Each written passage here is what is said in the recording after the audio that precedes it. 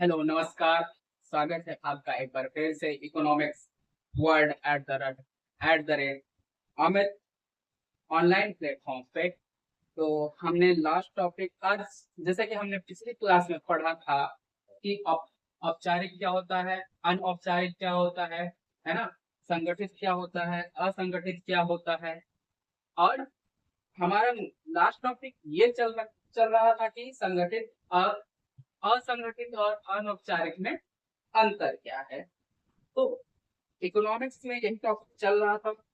अगर आपने पिछली क्लास नहीं की है तो आप करके आइए, बहुत ही मजेदार और बहुत ही शानदार लेक्चर हुआ है। और आज का भी वैसे ही एकदम मजेदार और शानदार लेक्चर चलने वाला है। तो हमें पहला इसमें हम क्या पढ़ रहे थे, इकोनॉमिक्स। इकोनॉमिक्स में पढ़ रहे थे कि औपचारिक और असंगठित में अंतर क्या है। इकोनॉमिक्स यानी अर्थव्यवस्था या अर्थशास्त्र, है ना। तो अब क्या है ना कि हमको जानना है कि असंगठित और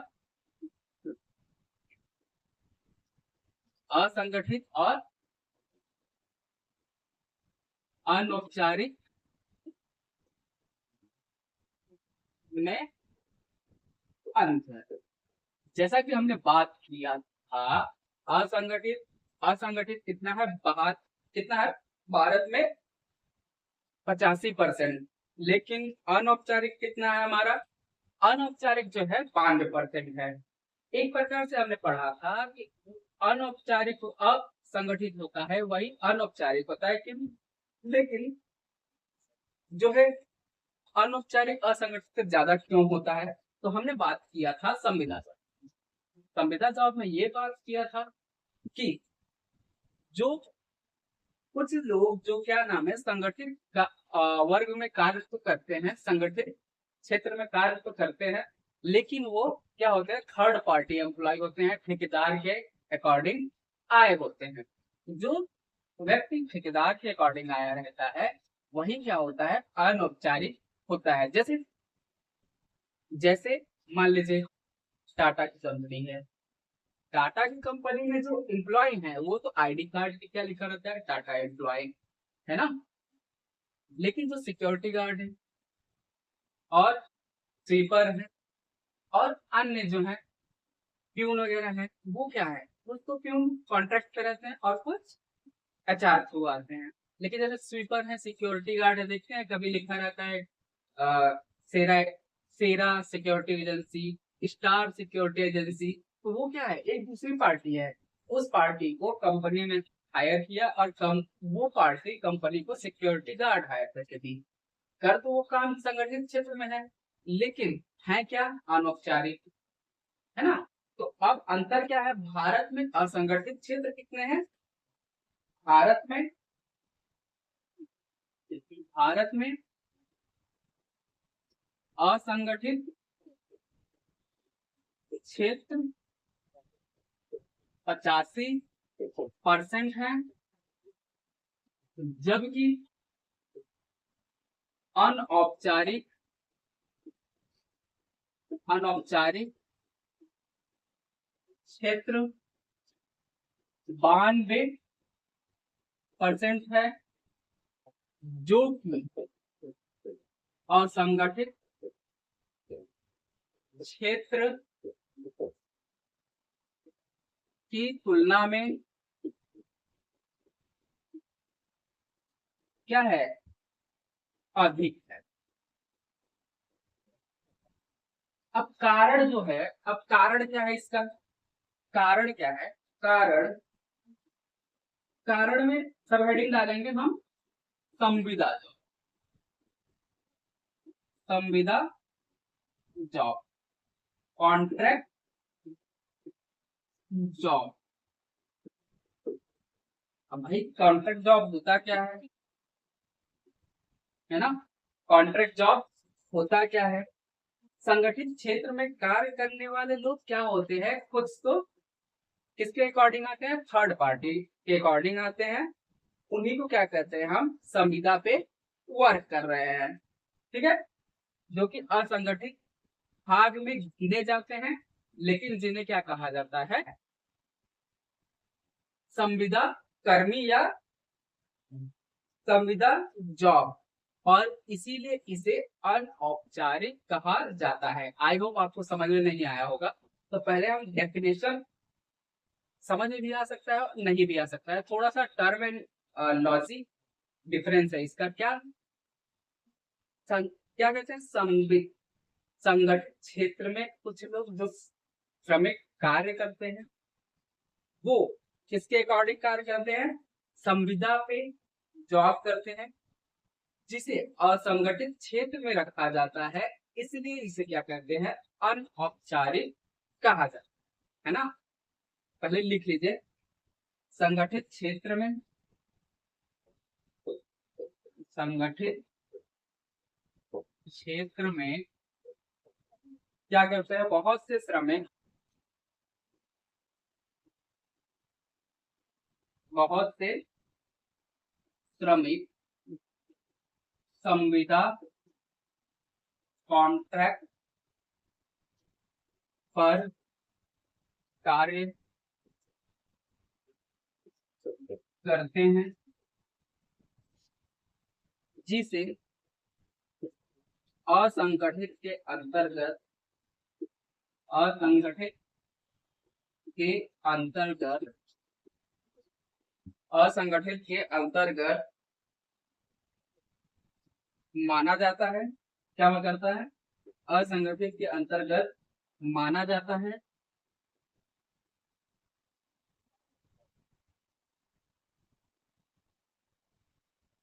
इसलिए इसलिए इसे अनौपचारिक, इसलिए इससे अनौपचारिक क्षेत्र अधिक है। इसलिए अनौपचारिक क्षेत्र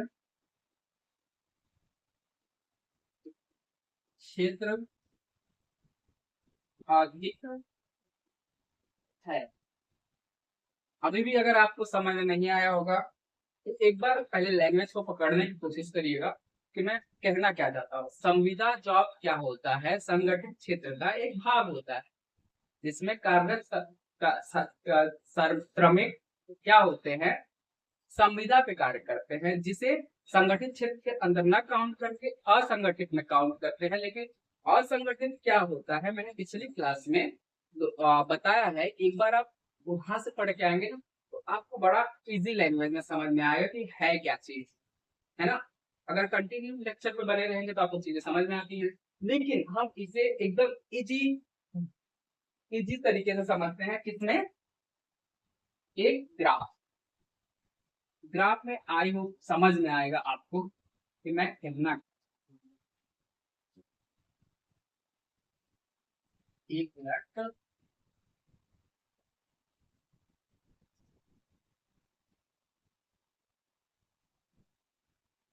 जैसे ये है कॉन्ट्रैक्ट, कॉन्ट्रैक्ट जॉब, संविदा जॉब, है ना। अब जैसे मान लो कोई एक्स कंपनी है, एक्स कंपनी, ये क्या करेगी, दो तरीके से हायरिंग करेगी। ये क्या रखेगी, एक्स कंपनी है तो इसका कोई एमडी होगा, एमडी के बाद मैनेजर होगा, मैनेजर के बाद क्या होगा, एचआर होगा। एचआर क्या करता है, सिंपल सा समझना, अगर हटे तो गए, फिर क्या होगा, मोए मोए, है ना। अब क्या होगा, सिंपल सा, एचआर, एमडी, एमडी क्या रखेगा, मैनेजर रखेगा, मैनेजर के बाद मैनेजर क्या रखेगा, एचआर रखेगा, और एचआर क्या करेगा, फाइलिंग करेगा। तो मान लो इसने क्या किया, एक एम्प्लॉय हायर किया, एक एम्प्लॉय हायर किया, तो ये किसके थ्रू हो गया, एचआर के थ्रू, तो डायरेक्ट हायरिंग हो गया। अब इसने क्या किया, कंपनी ने बी, सी से ले लो, सी एक क्या लिया, कॉन्ट्रैक्टर, कॉन्ट्रैक्टर, कॉन्ट्रैक्टर लिया जिसे कहते हैं ठेकेदार। कौन सा गाना चल रहा है आजकल, ठेकेदार का, तो उसको छोड़ दो, उनको छोड़ो, वो ना देखो, ये देखो ठेकेदार, है ना, क्या हो गया, ठेकेदार। तो ठेकेदार देखो, ठेकेदार क्या करता है, ठेकेदार जैसे आप सड़क बनाने के लिए एक ठेकेदार, पैसा मिल गया है ना, नेताजी ने पैसा दे दिया, तो ये क्या करेगा, कहीं से मजदूरों को लाएगा, उनको क्या करेगा, किसी को 100 रुपया दे रहा है, किसी को 50 रुपया दे रहा है, फिर नेताजी ने इनको तो पूरा पैसा दिया, सड़क परिवहन मंत्री ने इसको पूरा पैसा दिया कि भाई इतना पैसा है, आप इंजीनियर रखो, अच्छे मजदूर रखो, स्किल्ड मजदूर रखो, तो ये क्या करेगा, ये अपने सुटेबल अनुसार कोई रख लेगा, मजदूर हायर किया, मान लो बी, ये क्या है, ये भी हायरिंग है, काम किसके लिए करेगा, एक्स कंपनी के लिए, है ना, ये भी लेबर है, मजदूर, और ये भी क्या है, मजदूर है, या सॉरी एम्प्लॉय कर लेते हैं, एम्प्लॉय कर, एम्प्लॉय ज्यादा अच्छा लगेगा, ये भी एम्प्लॉय है, ये भी एम्प्लॉय है। अब जब पेमेंट की बारी आएगी, पेमेंट की बारी आएगी, तो ये पेमेंट कहाँ जाएगा, सीधे एचआर के पास से ये पेमेंट जाएगा ए के पास, सीधे पेमेंट जाएगा, सीधे जाएगा पेमेंट, है ना, ये क्या हो गया, एम्प्लॉय हो गया, डायरेक्ट एम्प्लॉय था इसे। अब ये पहले पेमेंट करेगा, तो ये जाएगा किसके पास, ठेकेदार भाई साहब के पास, ठेकेदार भाई साहब क्या करेंगे, एक हिस्सा अपने पास रख लिए, है ना, और एक हिस्सा इसके पास दे दिए, इसका भी पेमेंट हो गया। काम किसके लिए कर रहा है ये, एक्स कंपनी के लिए, पेमेंट कौन कर रहा है, कॉन्ट्रैक्टर साहब। अब ठेकेदार जब, अब ये जो है एम्प्लॉय डायरेक्ट हुआ है, अब इसके पास क्या होगा, संगठित क्षेत्र में है, अकाउंट कहाँ किया जाएगा, संगठित क्षेत्र में, है ना, संगठित क्षेत्र में। अब दोनों क्या है, दोनों श्रमिक हैं, श्रमिक दोनों हैं, तो श्रमिक में कौन कौन आता है, किसान, खुद कास्ट, खुद कास्ट, काश्तकार ना, ये सब श्रमिक में आते हैं। अब ये संगठित क्षेत्र में है, तो इसको क्या मिलेगा, चिकित्सा का व्यवस्था मिलेगा, बीमा मिलेगा, पीएफ मिलेगा, पेंशन मिलेगा। अब ये ना तो संगठित क्षेत्र में है, ना असंगठित क्षेत्र में है, ये किस में, अनौपचारिक में, संगठित। अब यहाँ पे ना तो टाइम का, ना कुछ पेमेंट का, इसने क्या कहा 8,000 में लिया हूँ, कंपनी को बोल दिया मैंने 12,000 में दिया है, अब इसको कितना दे रहा है 8,000, अपने कितना खा रहा है 4,000, तो ये अनौपचारिक होता है, यही होता है संविदा जॉब, यही है ना। अब इसको बोल सकते हो, इसको बोल सकते हो प्रत्यक्ष, प्रत्यक्ष नियुक्ति, और अप्रत्यक्ष नियुक्ति। इजी लैंग्वेज में आप समझिए इकोनॉमी होता क्या है।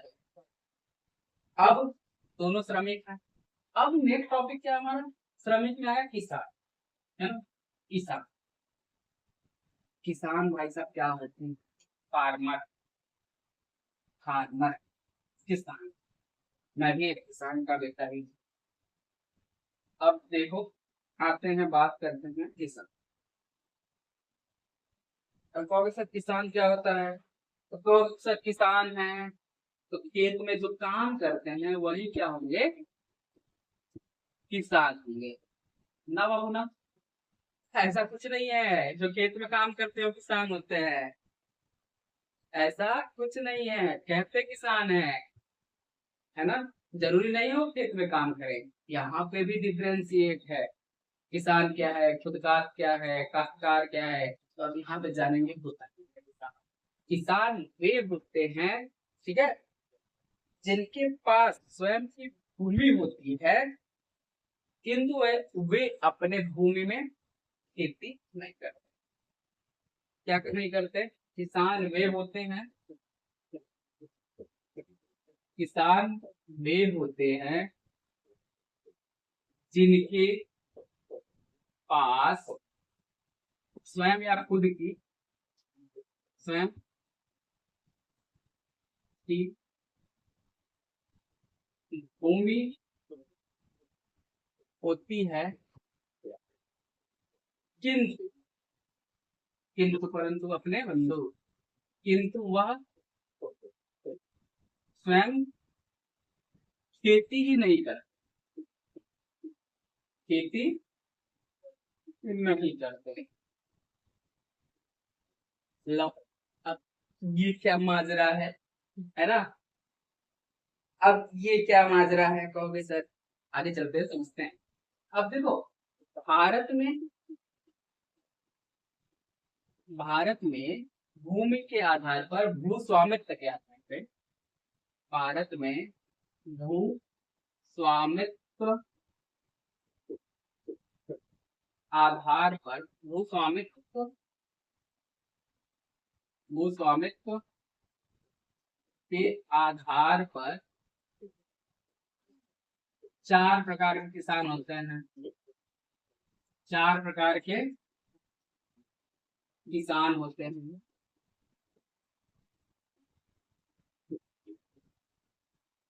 अब लिटरली तो 5 होते हैं ना भाई, 5 होते हैं, लेकिन हम काउंट कितने को करते हैं? 4 को। देखो होता क्या है, अब इसमें 4 प्रकार होता क्या है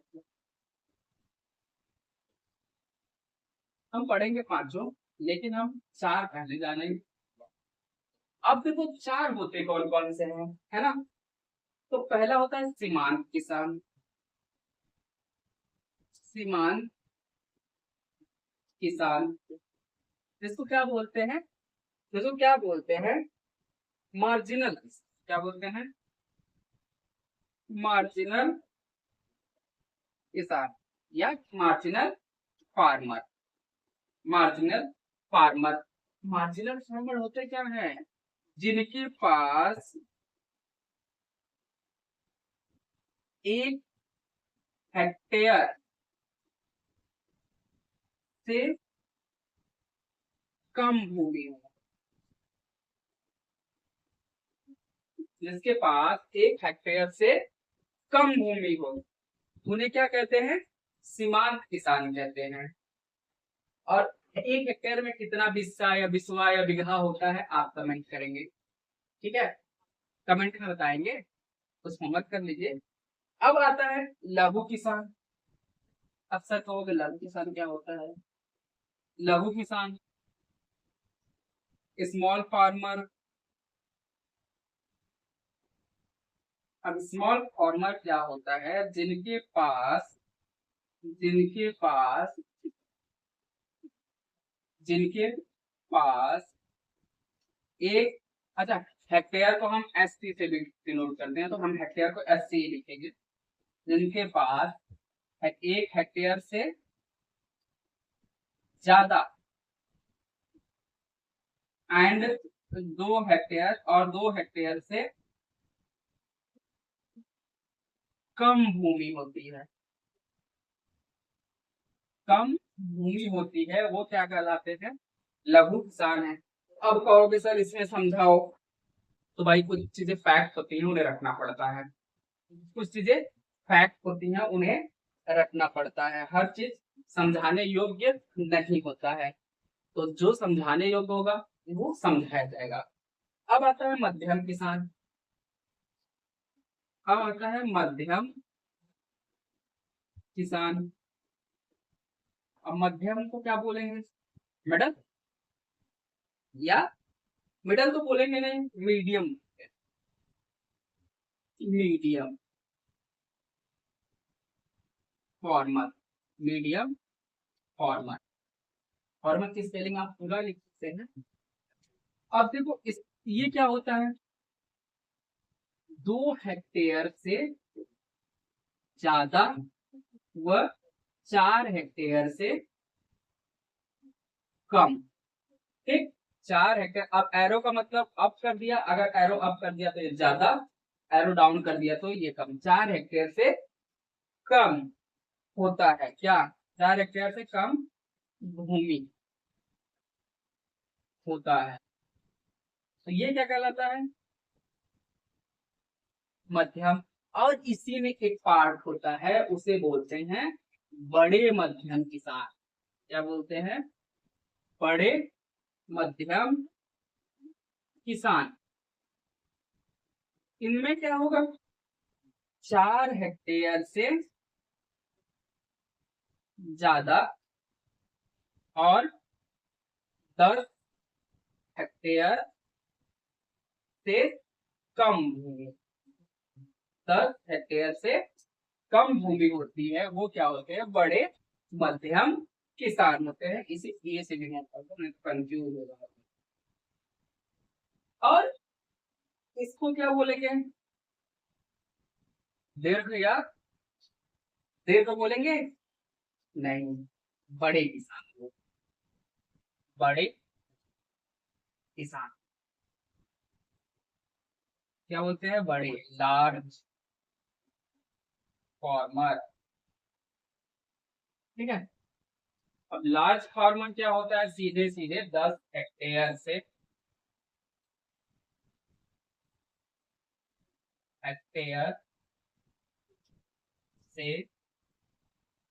अधिक भूमि। ये तो हमारे किसान होते हैं। अब आपको समझ में आ रहा है, किसान सिर्फ किसान होता नहीं है जो किसान खेती कर लेता है ना बाबू, ये भी होते हैं। अभी आगे भी देखिए ना क्या होता है। तो ये है। और इसके बाद क्या होता है, कुछ पॉइंट्स दिखाऊंगा मैं आपको, नोट करते चलना, ये ग्राफ बना लेना। अब इसी में है, पैराग्राफ चेंज करके इसी में लिखते चलना नीचे क्या क्या होता है।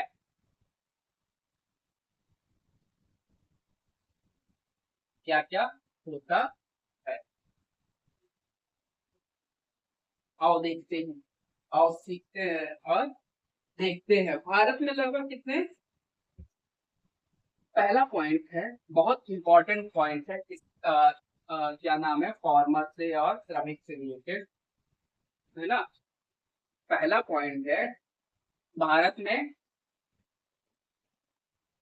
85% लघु एंड सीमांत किसान है। कौन है? 85% लघु एवं सीमांत किसान है। दूसरा पॉइंट ऑफ व्यू क्या है? दूसरा पॉइंट ऑफ व्यू क्या है? भारत में कुल कृषि करने योग्य, भारत में कृषि योग्य भूमि 159 मिलियन हेक्टेयर, 159 मिलियन हेक्टेयर है, जो कि अमेरिका के बाद, अमेरिका के बाद दूसरे नंबर पे, दूसरे स्थान पर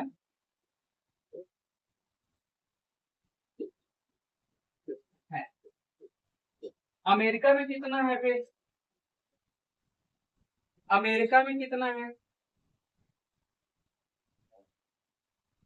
पूरे विश्व में, यहाँ पूरे विश्व में पता है, पूरे विश्व में भारत में कृषि योग्य भूमि, ये किसके अकॉर्डिंग है? पूरे, और ये किसके अकॉर्डिंग है? पूरे विश्व। पूरे विश्व के अकॉर्डिंग भारत में कृषि योग्य भूमि 159 मिलियन हेक्टेयर है, जो कि अमेरिका के बाद दूसरे नंबर पे है ना, दूसरे स्थान पे है। और क्या कारण है? भारत में जो है क्या होता है कि तीसरा पॉइंट क्या है?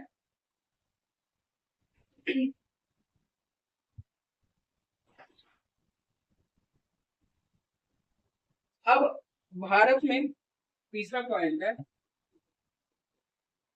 भारत में जनसंख्या जनसंख्या अधिक होने के कारण, भारत में जनसंख्या अधिक होने के कारण कृषि योग्य औसतन जोत क्या है, 1 हेक्टेयर से कम। कारण कृषि जोत, जोत यानी भूमि, कृषि जोत योग्य भूमि, कृषि जोत योग्य या भूमि लिख दो, कृषि जोत योग्य कितना है, औसतन 1 हेक्टेयर या 0.93 हेक्टेयर है। आप कहोगे सर कैसे कैसे कम हो रहा है, 159 मिलियन हेक्टेयर है ना बालक, देखो ना क्या हो रहा है। अब मान लो ये है 4 हेक्टेयर, ये क्या है 4 हेक्टेयर, है ना। अब मान लो कालू के ना चार, पापा के 4 बेटे, कालुआ को लीजिए, कालू, भकालू,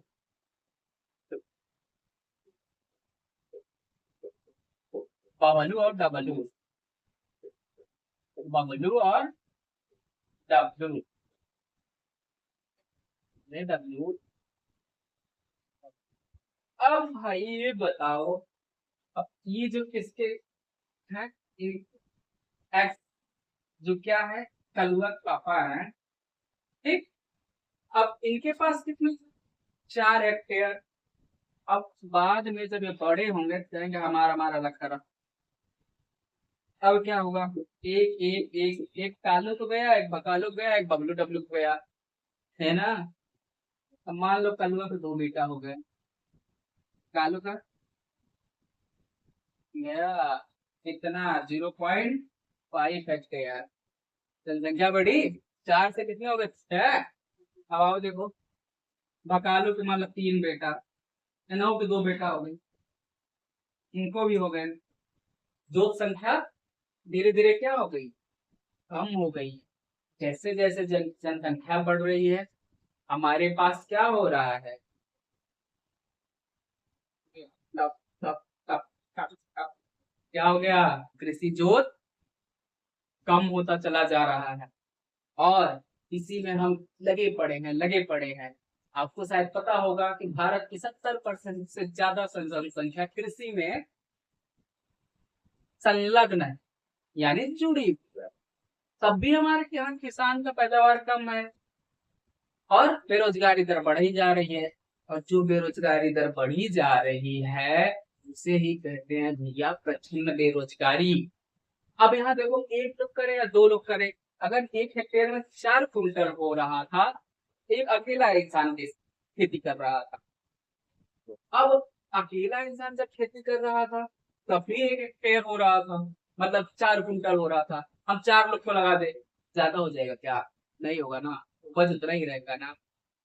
या मान लो हाइब्रिड खेती कर रहे हैं, मान लो 4 की जगह 5 कुंटल हो रहा है, तो हम 5 लोग हो गए, तो क्या ज्यादा हो जाएगा, नहीं। अब वो एक ही लोग का काम था, 5 कुंटल हो रहा था, तो 5 लोग हो जाएंगे तो क्या 5 कुंटल होगा, नहीं। हमारा क्या हुआ, प्रचंड बेरोजगारी। 4 लोगों की मेहनत शून्य काउंट होती है, कितनी काउंट होगी, एक की। तो हम आगे पढ़ेंगे बेरोजगारी दर में, तो बेरोजगारी भी क्या क्या होती है, बड़ा इंटरेस्टिंग पॉइंट है। आप कंटिन्यू बने तो रहिए, देखिए बहुत मजा आएगा। अब इसमें और भी चीजें हैं, है ना, और भी चीजें हैं। ये तो हो गया हेक्टेयर का कम होना क्यों हो रहा है, हेक्टेयर कम क्यों हो रहा है। अब देखो, बात आ रही है, अब देखो सभी किसानों को क्या कर रही है सरकार, सब्सिडी दे रही है। ये थर्ड पॉइंट था, ये फोर्थ, सभी किसान को किसान को सरकार नगद सब्सिडी दे रही है ना, नगद सब्सिडी दे रही है। अब सबको पता होगा किसान सब्सिडी क्या है। अब सब्सिडी किसके अकॉर्डिंग दे रही है? पीएम किसान सम्मान निधि योजना के तहत सालाना कितना, सालाना या वार्षिक, सालाना बोल लो या वार्षिक बोल लो, सालाना या वार्षिक कितना, 6,000। कहाँ देती है? सीधे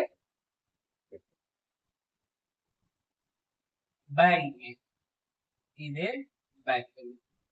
बट बट क्या यह जो सम्मान निधि योजना के तहत किसानों को पैसा दिया जाता है, क्या वह सभी किसानों को मिलता है?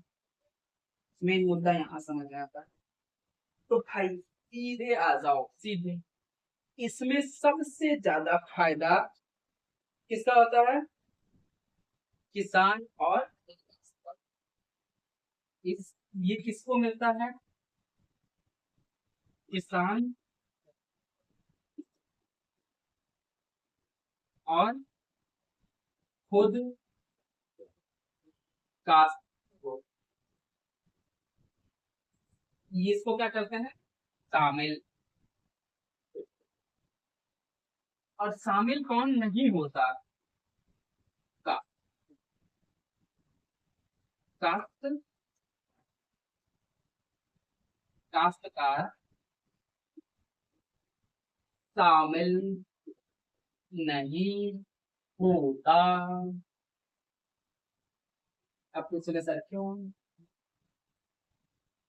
आगे देखो, आ जाओ। तो पहले हम जानेंगे किसान, तो जान लिए, अब जानते हैं खुदकास्ट क्या होता है। खुदकास्ट क्या होता है, आ जाओ देखते हैं खुदकास्ट को।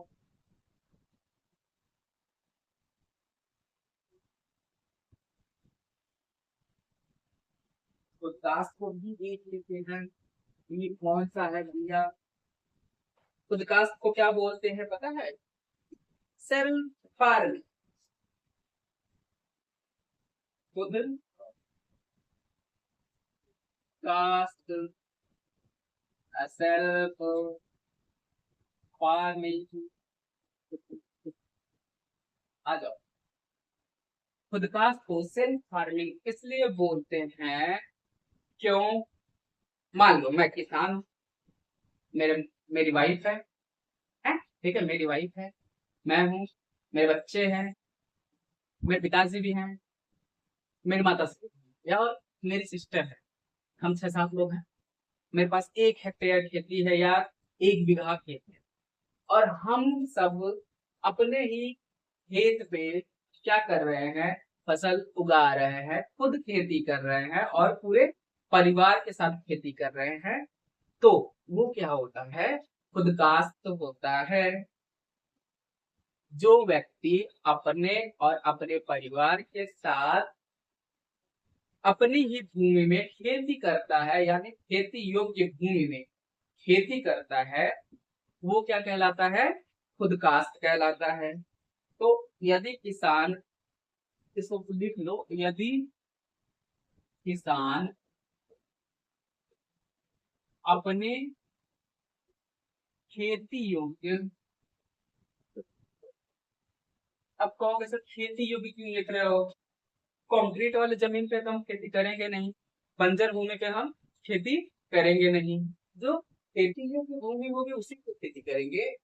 तो अब यदि किसान अपने खेती योग्य भूमि पे स्वयं और परिवार के साथ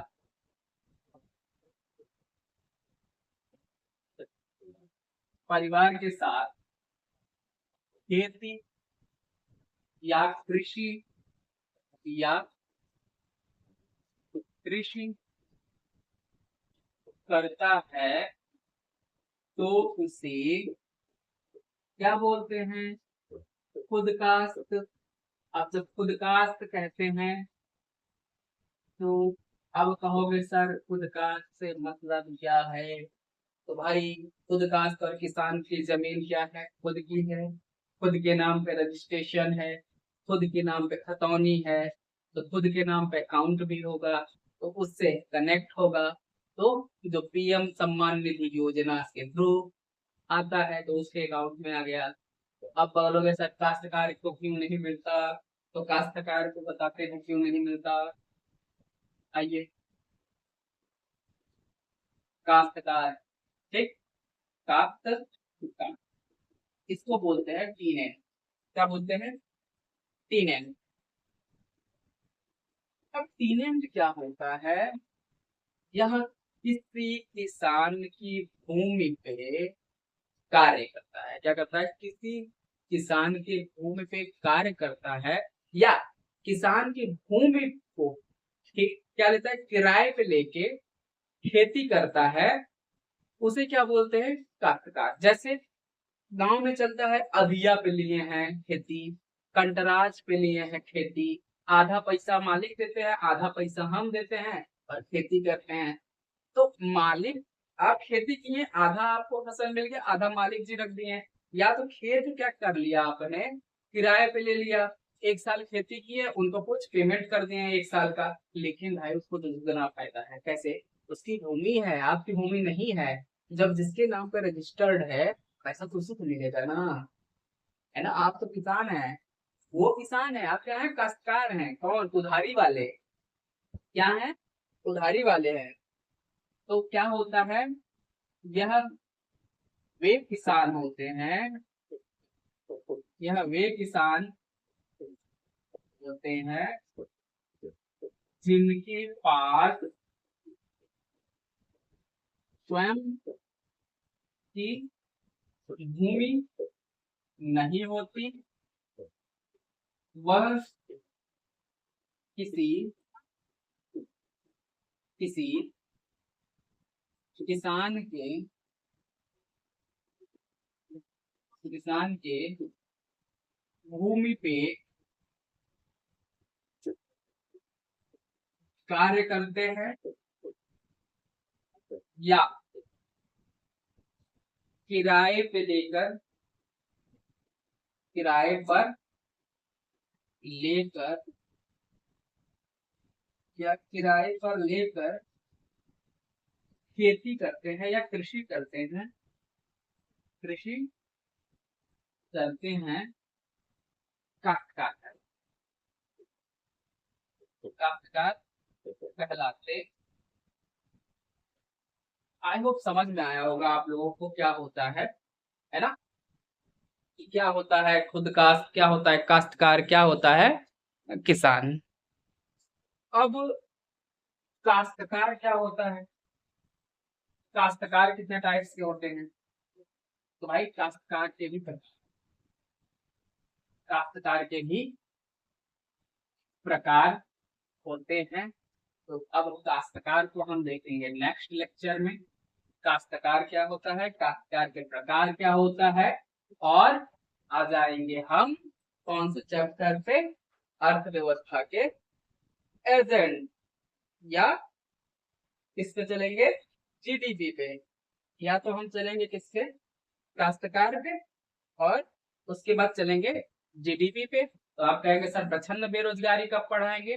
तो भाई प्रछन्न बेरोजगारी तब पढ़ाएंगे जब हम पढ़ाएंगे बेरोजगारी। अगर वीडियो अच्छा लगे, चैनल को लाइक शेयर सब्सक्राइब करें और चैनल पे बने रहें रोज ऐसे ही सरल शब्दों में इकोनॉमिक्स सीखने के लिए। Thank you.